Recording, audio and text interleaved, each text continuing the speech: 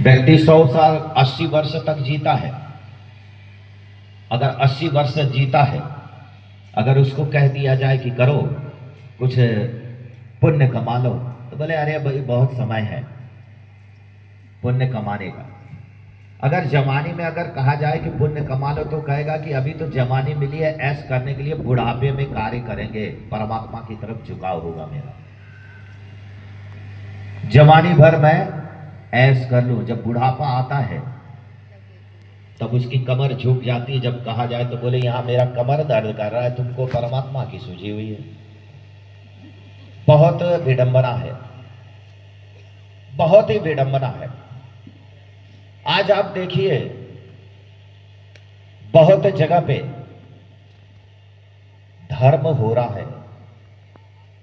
अब मंदिर में चले जाइए, इतनी भीड़ लगी हुई है और वहां पे धर्म के नाम पर इतना आडंबर फैला हुआ है और धर्म कर रहे हैं, लेकिन अगर बाहर आ जाते हैं तो सब भूल जाते हैं। तो क्या वो धर्म हो रहा है? नहीं हो रहा है।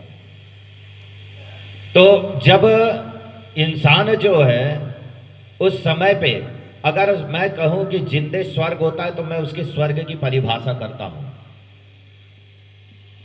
सुख विशेष और उसकी सामग्री का नाम क्या है? स्वर्ग है। और दुख विशेष और उसकी सामग्री का नाम क्या है? नरक है। अच्छा, अब सुख, अगर स्वर्गवासी होना है, जिस घर में सुख है, जिस घर में पिता पुत्र का विचार मिलता है, जिस घर में माता और पुत्र का विचार मिलता है, जिस घर में पति और पत्नी का विचार मिलता है, वो घर क्या है? स्वर्ग है। तो जब स्वर्ग है तो स्वर्गवासी हुआ कि नहीं हुआ? बोलिए बोलिए, जल्दी बोलिए भैया। जिस घर में पति और पत्नी का और जिस घर में पिता और पुत्र का विचार मिल रहा है, वो घर स्वर्ग है। तो स्वर्ग का वास हुआ कि नहीं हुआ? तो वो स्वर्गवासी तो हो गया। जिंदे हुआ कि नहीं हुआ? बोलो जल्दी बोलो। जिंदे हुआ। अगर अच्छी बात लगे तो ताली बजाइएगा। अच्छा, अब आगे सुनिएगा। जिस घर में पिता और पुत्र का विचार ना मिलता हो, और जिस घर में माता और पुत्र का विचार ना मिलता और पति और पत्नी का विचार ना मिलता, वो घर क्या है? नरक है। आज व्यक्ति है ना, पढ़ा लिखा बहुत है।